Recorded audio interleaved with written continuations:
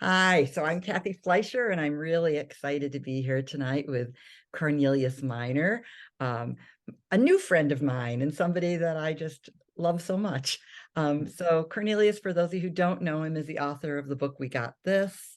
He's a Brooklyn-based educator who works with teachers, school leaders, leaders of community-based organizations to support equitable literacy reform in cities and villages across the globe. The book, We Got This, explores how the work of creating more equitable school spaces is embedded in our everyday choices, specifically in the choice to really listen to kids. So I've had the joy of working with Cornelius this past year in a professional learning project that focuses on teacher action research. I just have to say he is magic with teachers. He is magic with administrators. And I'm so excited to have him here with us today to talk a little bit about everyday advocacy and the role advocacy has played in his life as a teacher. So welcome, Cornelius. I'm so excited to have you here.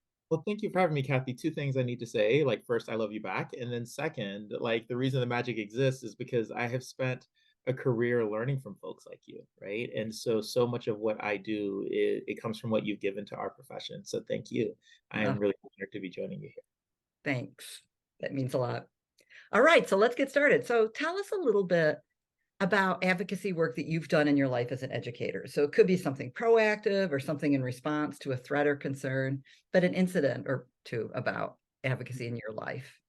I think advocacy is a term that I always want to interrogate and deconstruct, right? That advocacy gets used and it often feels like proper noun advocacy, right? Like you've got to be somebody big or somebody famous or somebody important to engage in advocacy. And I always want to remind folks that advocacy is simply standing up for the people and the things that you love. Right. And so if community is your love, standing up for community, if baking cookies is your love, protecting the time to bake cookies, if, spending time with your pet is your love, making sure that that time is built into your day, and so advocacy is something that lots of folks engage in but they don't always honor, right?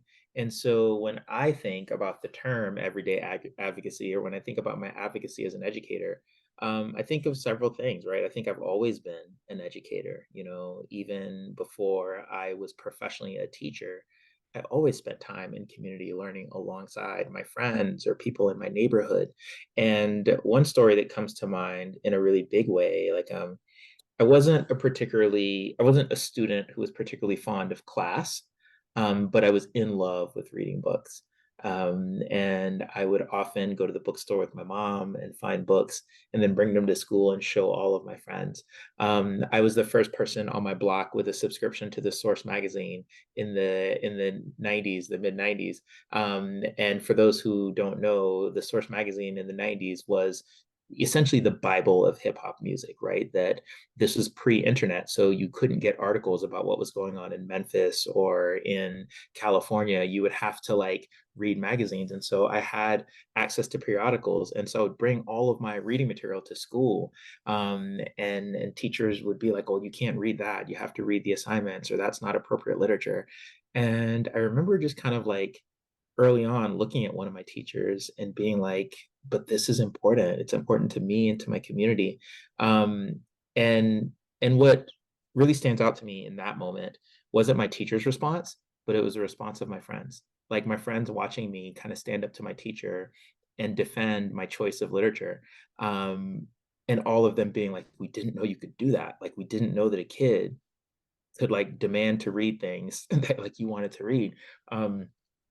And so I guess like if I were to kind of trace my advocacy to a genesis or to a birthplace, that would be one of them, right? And I say, and I kind of count that in the category of advocacy as an educator, because as soon as I did it, my friends started doing it, right? And so there became this like literary mutiny in my 10th grade class, because like everybody wanted to bring things that were important to them to read. And so another one of my friends started bringing cookbooks to read. And then another one of my friends started bringing like, fishing guides and like learning about all the lures and baits that he could use. And so we turned into this misfit group of autodidacts. And I don't know, I feel really proud of that even to this day. But that's advocacy. Yeah, I Yeah. love that story. Um, I wonder if you'd also share, it's a story I've heard you tell before about when you were first teaching and other kids got to go on a field trip, because that seems like another kind of teacher advocacy moment that I think. Yeah.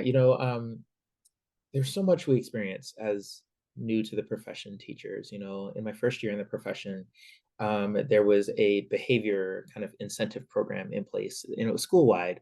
And I totally understand why someone would come up with a program like this or why someone would think it's important.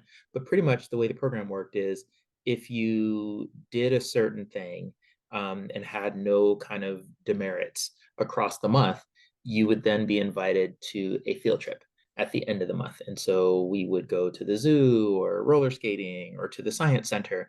And so the kids who got no demerits would go on this special field trip. But that particular year, I was teaching in a special ed room, and I was teaching kids with challenges around impulse control or auditory processing. And a lot of the disabilities that they were born with would trigger the demerit system, right? And so, for example, I had a kid who was really like making extraordinary progress on impulse control. Like he was having a banner year, but he would call out every now and then, or he would get out of his seat without permission every so often. And every time he did that, it was a demerit. But what people didn't understand was the work that he was doing was incredible, right? That he had done so much to identify the things that triggered him. He had done so much to be self-aware about how his behavior impacted others. And I was so proud of him.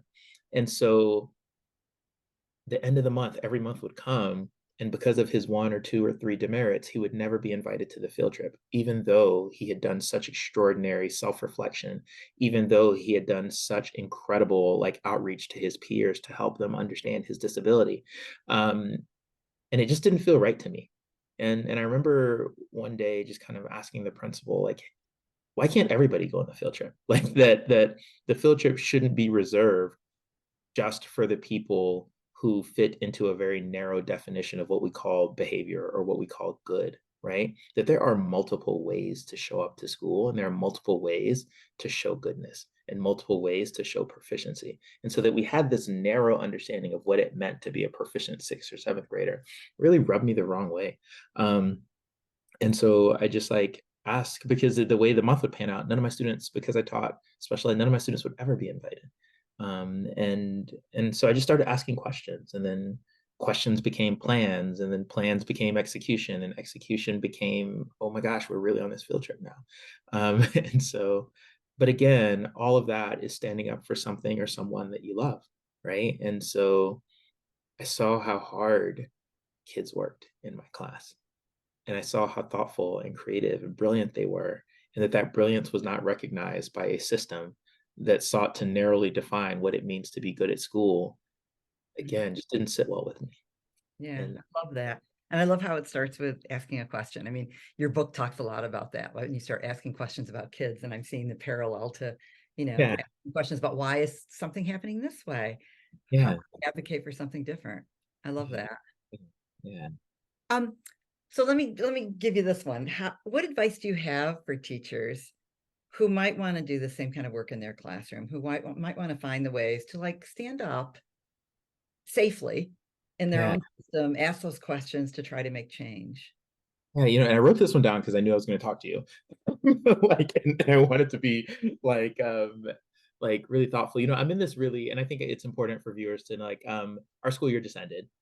So whenever you're watching this, for me, it is early July, and our school year ends in June. So I've been in this really reflective stance and really thinking deeply about the year that was and how I construct a year moving forward that feels really sustainable. And so this question is really informed by that experience. And so if I were to think about um, what advice would I give to teachers, the first piece of advice is to pay attention to the things that make your soul sing at school. So if it is kids engaged in powerful classroom discussion, if it is kids, really thinking creatively to design their own assessments, whatever the thing is that makes you come to life as an educator, that's where your advocacy lives, right?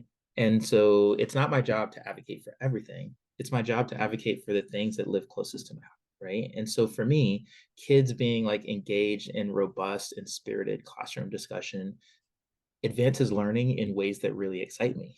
And so that's where a lot of my advocacy lives, right? Or kids being able to access text in ways that really affirm who they are, not just as readers, but as humans. That excites me. And so that's where my advocacy lives, right? And so the advocacy should live next to the thing that you love. The second thing is that it does start with a question. Cathy like mentioned this earlier, that like keep asking questions. There's this thing that happens to you kind of like early in your career where you just accept things as normal. You're like, well, this is how it is here.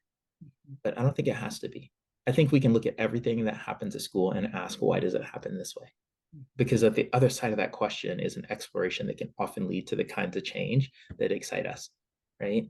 And then the third piece of advice would be to always be reflective, that every time I do a thing, I want to look back at the thing and I want to ask myself, did this thing work out for kids or did it work out for me? Mhm. Right? Did this thing work out to advance literacy in some way or math in some way or the study of science or art in some way? Or did this thing just make my life as a teacher easier? Right? That I want to be like actively reflecting because so much of what is done at school is done for efficiency and not for proficiency.